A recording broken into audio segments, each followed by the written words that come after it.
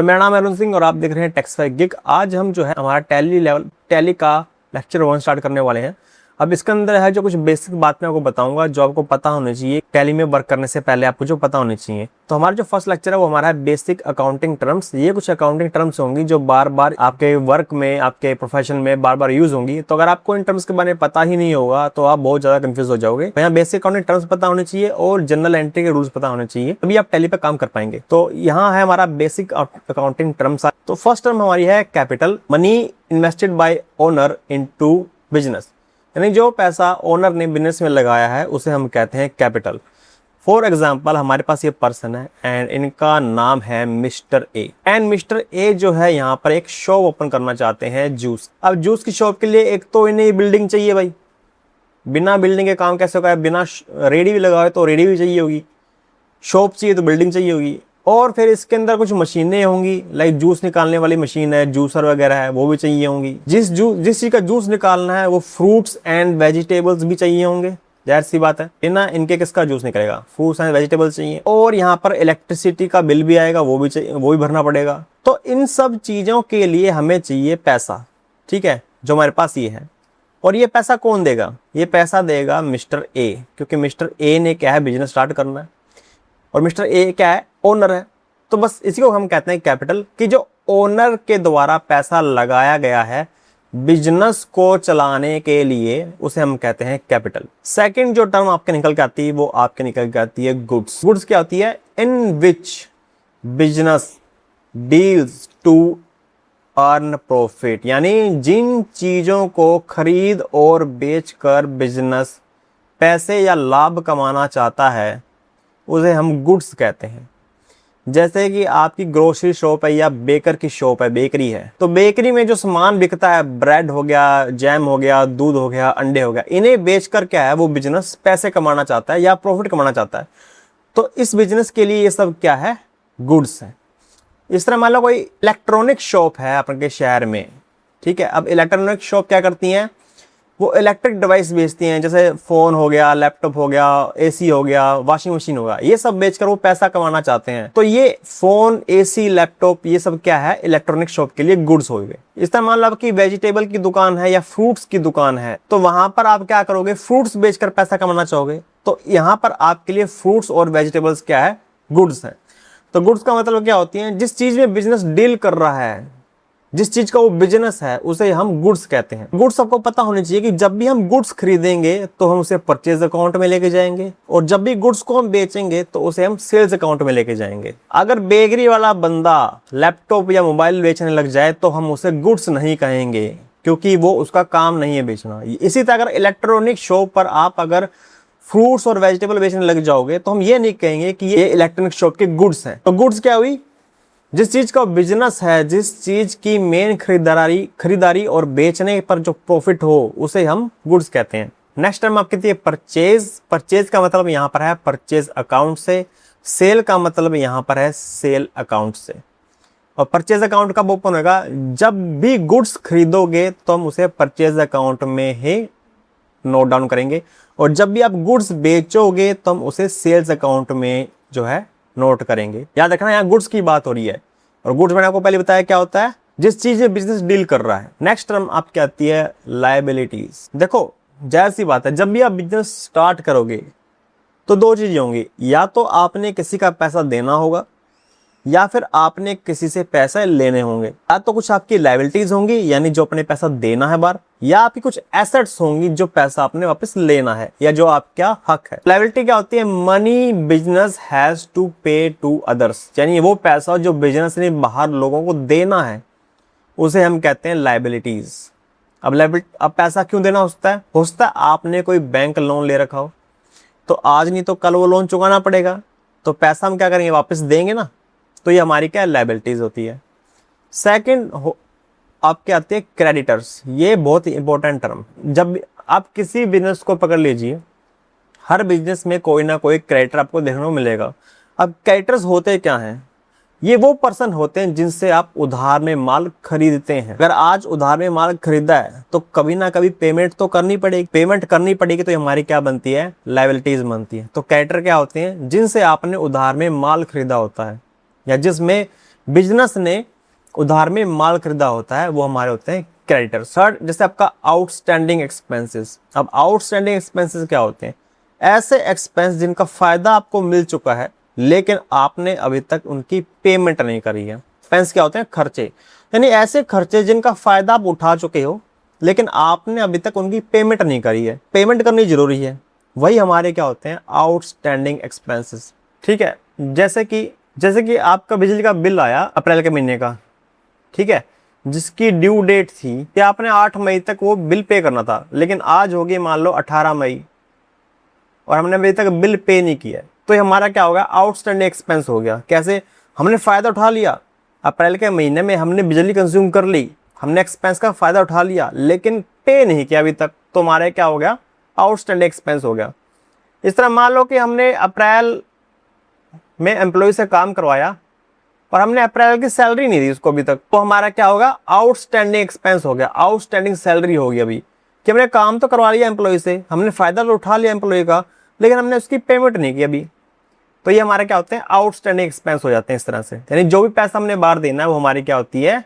Liabilities होती है। तो लायबिलिटीज या तो हमने कोई लोन ले रखा होगा या हमने उधार में माल खरीद रखा होगा, उसके पैसे देने होंगे, या फिर हमारा कोई एक्सपेंस है जिसका हमने फ़ायदा उठा लिया लेकिन अभी तक हमने उसकी पेमेंट नहीं की। अब लायबिलिटीज के कुछ टाइप्स होते हैं, जैसे हमारी एक है non current liabilities and second हमारी करंट लायबिलिटीज। ये आपको जरूर ध्यान रखना पड़ेगा क्योंकि हम जब टैली में ग्रुप देते हैं तो हमें देना पड़ता है कि करंट लायबिलिटी है या नॉन करंट लायबिलिटी है। अब नॉन करंट लायबिलिटी और करंट लायबिलिटी में फर्क क्या है? फर्क ये है जिसकी due for payment after more than a year, यानी कोई ऐसी लायबिलिटी जिसकी पेमेंट हमने 1 साल के बाद करनी है वो हमारी होती है नॉन करंट लायबिलिटीज। जैसे आपका कोई लॉन्ग टर्म लोन हो गया या हाउस लोन हो गया या बिजनेस लोन हो गया, और वो लोन कम से कम 4 से 5 साल का होता है, कईयों में 8 साल का भी होता है, तो इसकी ड्यूरेशन क्या हमने 1 साल बाद पेमेंट करनी है, तो हमारी क्या होगी? नॉन करंट लायबिलिटीज होगी। यानी ऐसी लायबिलिटी जिसकी पेमेंट हमने 1 साल बाद करनी है वो होगी नॉन करंट। फिर करंट कौन सी हुई? जिसकी पेमेंट हमने इस साल 1 साल के अंदर अंदर कर देनी है वो हमारी करंट लायबिलिटीज होती है। जैसे आपके क्रेडिटर्स, अब आपने माल उठाया उधार में, भाई कम से कम 1 साल के अंदर अंदर आपको पेमेंट तो करनी पड़ेगी, और 1 साल क्यों, मैक्सिमम 3 महीने के अंदर अंदर क्रेडिटर आपसे पैसे मांगने आ जाता है भाई रियल लाइफ में भी। उस तरह आउटस्टैंडिंग एक्सपेंसेस, अब आपने बिजली का बिल नहीं भरा, क्या उसे 1 साल से ज्यादा लटका सकते हो आप? नहीं, आपकी बिजली काट दी जाएगी। यानी इसकी पेमेंट हमने क्या करनी है? 1 साल के अंदर अंदर करनी है। कोई बैंक ओवरड्राफ्ट हो गया, कोई शॉर्ट टर्म लोन हो गया। शॉर्ट टर्म लोन मतलब जिनकी टाइम पीरियड 1 साल से कम की होती है उसे हम शॉर्ट टर्म लोन्स कहते हैं। बैंक ओवरड्राफ्ट क्या होता है कि एक फैसिलिटी होती है कि कुछ बैंक क्या करता है, एक लिमिट देता है, अपने किसी पुराने कस्टमर को दे सकता है या पुराने बिजनेसमैन को दे सकता है, या फिर कुछ ऐसा बिजनेस जिसकी अच्छी खासी रेपुटेशन हो बाजार में, उसको ये सर्विस दी जाती है। वो ये कहता है कि आपके खाते में भले ही 10,000 रुपये हो, 5,000 रुपये हो, आप मैक्सिमम 1 लाख हमारे आपके बैंक अकाउंट से निकलवा सकते हो, चाहे आपके खाते में 80,000 ही क्यों ना पड़े हो, आप 1 लाख से निकलवा सकते हो। तो जो 20 लाख हजार का जो डिफरेंस है, ठीक है, ये हमारा क्या है? ओवरड्राफ्ट होता है, बैंक ओवरड्राफ्ट होता है, और ये आपको विद इंटरेस्ट वापस देना पड़ता है बैंक को। तो मान लो मेरे बैंक में 80,000 रुपये निकलवा लिए मैंने 1 लाख रुपए, तो 20,000 रुपये मैंने देने पड़ेंगे बैंक को, और कम से कम 1 साल के अंदर अंदर देने पड़ते हैं, नहीं तो ब्याज, अच्छा खासा ब्याज हो जाएगा इसके ऊपर। तो ये हमारी क्या होती है? करंट लायबिलिटीज होती है। नेक्स्ट आपकी आती है एसेट्स। अब जैसे हमने कोई पैसा बाहर देना है तो ऐसा कोई पैसा हमने बाहर से लेना भी तो होगा, जाहिर सी बात है, बस उसी को हम एसेट्स कहते हैं। साथ में एसेट्स हम किसको कहेंगे? भाई जो भी बिजनेस की प्रॉपर्टी होगी, संपत्ति होगी, जो बिजनेस ने खुद ने खरीदी है या बिजनेस के पोजेशन में है, यानी बिजनेस का हक है उसके ऊपर, उसे हम एसेट्स कहते हैं।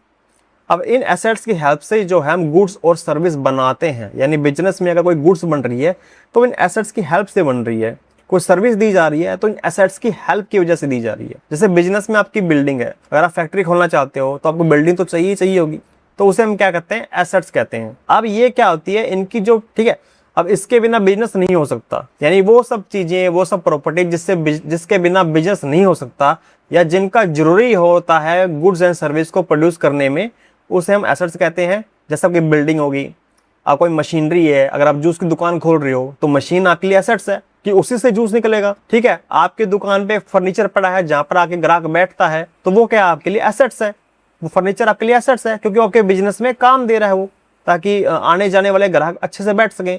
आपकी दुकान में एसी लगा हुआ है ताकि गर्मी के दिनों में जूस पीने आए तो ग्राहक को ठंडा ठंडा महसूस हो, तो एसी क्या है आपके लिए एसेट्स है। यानी कोई भी ऐसी चीज जो आपके बिजनेस में हेल्प कर रही है आपको गुड्स और सर्विस देने के अंदर, आपको गुड्स एंड सर्विस प्रोड्यूस करने के अंदर, वो आपकी एसेट्स होती है। लेकिन इसमें एक चीज और होती है, including the amount due to it from others. Assets में वो भी इंक्लूड करना पड़ता है जो पैसा आपने बाहर से लेना है, देना नहीं, लेना है। अब लेना किससे है? जैसे हम उधार में माल खरीदते हैं तो कुछ लोगों को हम उधार में माल बेचते भी होंगे। अब जिन लोगों को हम उधार में माल बेचेंगे, यानी बिजनेस जिन लोगों को उधार में माल बेचेगा, उसे हम कहते हैं डेटर, और इसी से हमने वापस पैसा लेना होता है। ठीक है, तो एसेट्स क्या है?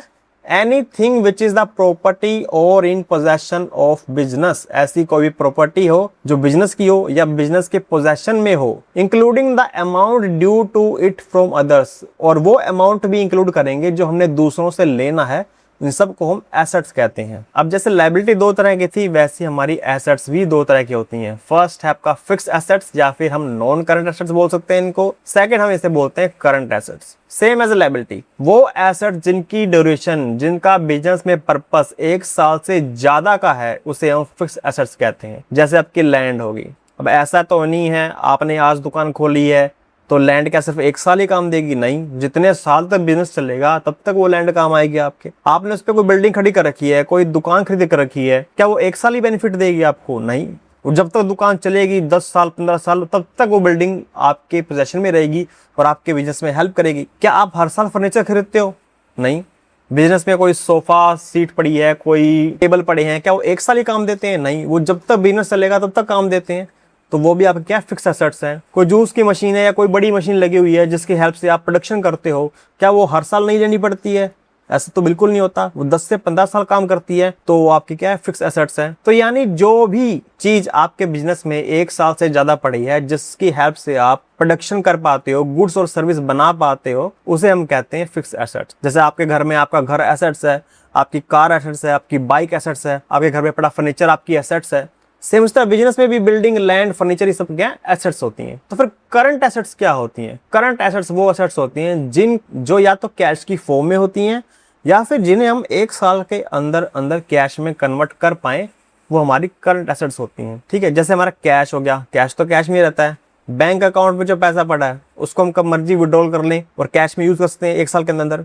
डेटर मैंने क्या बताया था? जिनको आपने उधार माल बेच रखा है। अब क्या आप 1 साल से ज्यादा उधार रखोगे सर पर? नहीं, आप चाहते हो ना कि जल्दी से जल्दी मेरा अटका हुआ पैसा वापस आए, तो डेटर भी आपकी करंट एसेट्स होती है। हम 1 साल के अंदर अंदर उससे पैसा निकलवा लेते हैं। दूसरा आपका क्या है? स्टॉक। स्टॉक क्या है? वो चीज, वो माल जो अभी आपका बिका नहीं है, वो आपके गोदाम में तैयार पड़ा है लेकिन अभी बिका नहीं है, वो हमारा क्या होता है? स्टॉक। वो आज तो वो भी हम 1 साल के अंदर अंदर कोशिश करते हैं कि हमारा बिक जाए, तो आपका क्या है? स्टॉक।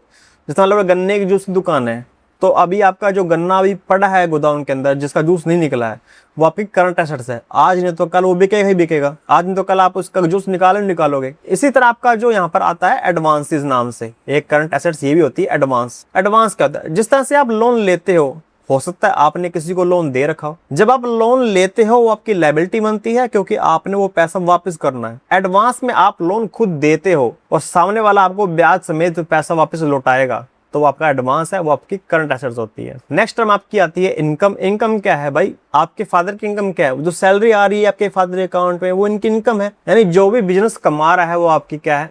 वो बिजनेस की क्या है? इनकम है। यानी जो भी गुड्स एंड सर्विस को सेल करके जो पैसा आ रहा है वो आपकी क्या है? इनकम है। और उस इनकम को कमाने के लिए जो भी आप खर्चा कर रहे हो, बिजनेस जो भी खर्चा कर रहा है, वो आपके लिए क्या है? एक्सपेंस है। जैसे वो सैलरी दे रहा है बिजनेस अपने एम्प्लॉयज को, वो क्या एक्सपेंस है। बिल्डिंग का वाटर बिल आता है, वो टाइम पे भर रहे हो आप, तो वो क्या एक्सपेंस है। बिल्डिंग का या आपके बिजनेस का इलेक्ट्रिसिटी बिल आ रहा है, बिजली का बिल आ रहा है, तो वो क्या आपका एक्सपेंस है। भाई आपके एम्प्लॉय चाय पीते हैं आपके ऑफिस में, तो वो क्या आपका टी एक्सपेंस है। ठीक है, कोई सफाई वाला, झाड़ू वाला आके झाड़ू मार के जाता है, उसको आप पैसे दे रहे हो, वो पे क्या है? एक्सपेंस है।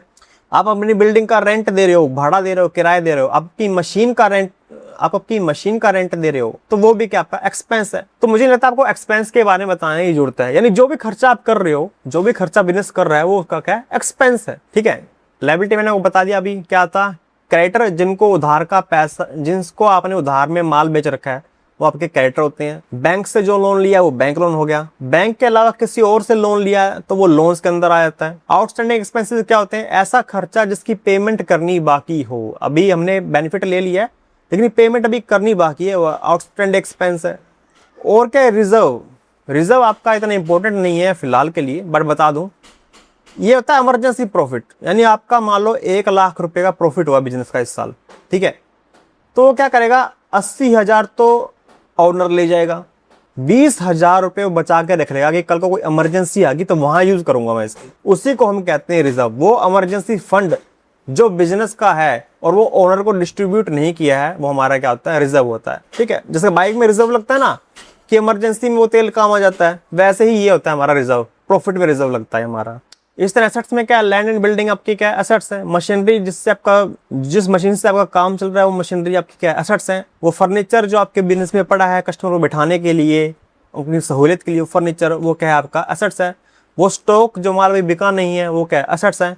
कैश और बैंक का जो बैलेंस पड़ा है वो क्या है? आपकी एसेट्स है। एडवांसेस जो आपने लोन दे रखा है वो आपका क्या है? एसेट्स है। डेटर जिनको आपने गुड्स उधार में बेचा हुआ है, सामान उधार में बेचा है, वो आपके क्या है? डेटर है, वो भी क्या आपके? एसेट्स हैं। तो ये थे आज के कुछ बेसिक अकाउंटिंग टर्म्स जो आपको पता होने चाहिए किसी भी टैली पे वर्क करने से पहले, या आप अगर टैली सीखना चाह रहे हैं कॉमर्स पॉइंट ऑफ व्यू से, तो आपको ये चीजें पता होनी चाहिए क्योंकि ये चीजें बार बार हर ट्रांजैक्शन में यूज होंगी। तो अगर आपको पता होगा तो आप इन्हें अच्छे से एलोकेट कर पाएंगे। नेक्स्ट लेक्चर में हम देखेंगे कि जनरल एंट्री हम कैसे पास करते हैं।